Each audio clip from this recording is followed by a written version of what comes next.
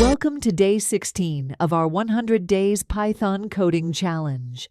In today's episode, we'll be tackling a fun programming problem, building a number pyramid in Python. If you're a beginner or looking to sharpen your coding skills, this is the perfect challenge for you. We'll use two numbers, A and B, to create a pyramid with B rows, starting from A. Input. The first line of input contains an integer representing A. The second line of input contains an integer representing B. Output. The output should be B rows containing numbers starting from A as a pyramid. Whether you're a beginner or an experienced coder, this challenge is perfect for honing your skills. Key takeaways: learn Python programming by tackling real-world challenges. Understand how to build a number pyramid with A as the starting point and B rows. Sharpen your coding skills and boost your confidence in Python. Sample input and output are also be given for your reference. Ready to level up your Python skills? Watch, code, and conquer the coding challenge with us. Don't forget to like, share, and subscribe. Hit the bell icon to stay updated with our daily coding challenges. Your support means the world to us.